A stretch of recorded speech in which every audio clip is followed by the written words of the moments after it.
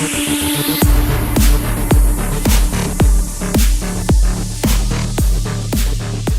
live in the underworld. We live in a purgatory of sorts. And most people will go their whole lives never deciphering this truth because they have no gnosis. They're not on a path which will bring them gnosis. Right?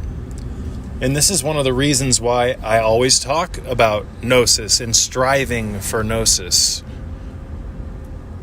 We can use power plants to shift the consciousness out of its rigid, habituated position. You see, we've been molded by culture, guys. Molded by culture. And for most people, the molding is complete.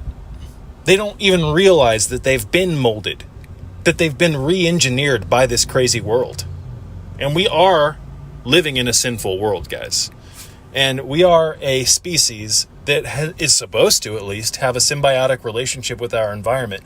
Our current environment is an artificial construct that is often referred to as the Matrix. So, again, you grew up in an out-of-balance world, and because you adopt, or I wouldn't say adopt, because you interact with this broken world of sorts, you take on its characteristics. So you weren't born in sin. You were born into a sinful world, and you begin to take on characteristics of this artificial construct, right? This is the devil's playground. They've shut off the human aura. They've shut off the human meridian highways. They've shut off the nimbus. They've shut off, to a large extent, the etheric body. They've captured our awareness and re-engineered it so that our senses only pick up on and interact with the visible light spectrum, which is just a small fraction of the entire electromagnetic spectrum. It's much like Morpheus says to Neo, guys, in the first Matrix film, that you live in a world that's a prison, but it's invisible. You exist in a prison that you cannot see, touch, taste, hear, or feel. You see what I'm saying?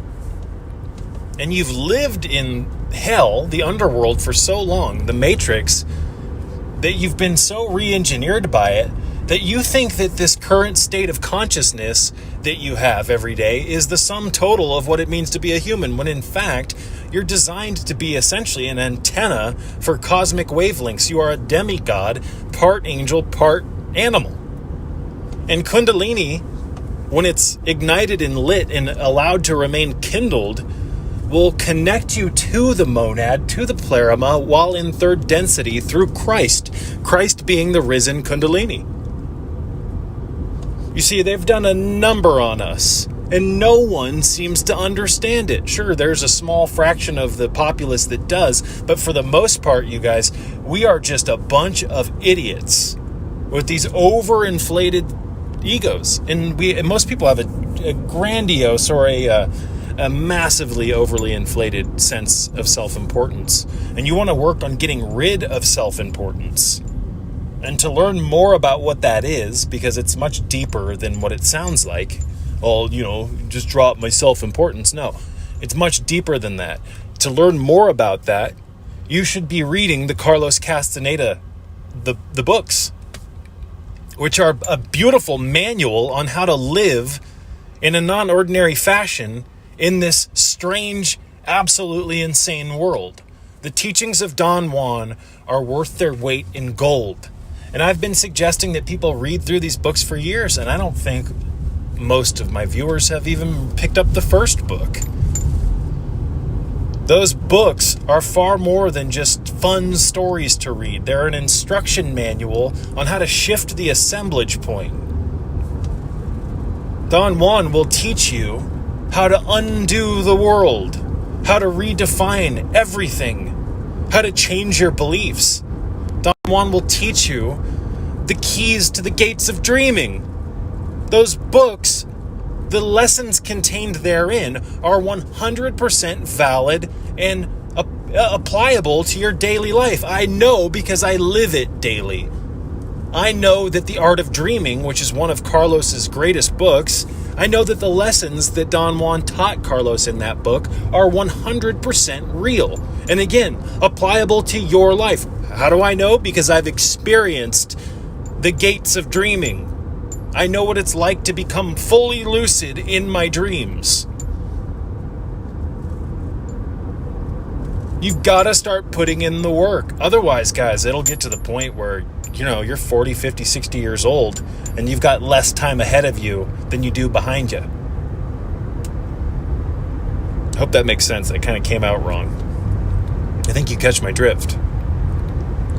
This is a beautiful experience, this life that we have, you guys. Unfortunately, somewhere along the line, a small group of people obtained the majority of the resources and the power, and they created an artificial construct for humanity. And this is like a playground, guys. It's like a circus, a sideshow of freaks, to quote Tool. And once you get that kundalini in your head, your senses will be re-engineered. You'll be able to obtain more of your shut-off senses. You'll gain more of your psychic mind and your ability to read through the bullshit and read between the lines. Once you get your brain and your body dialed in and you can grasp more of the bigger picture, you'll see 100% what I mean when I say that this is like a circus sideshow of freaks. Our genes have been tampered with, guys.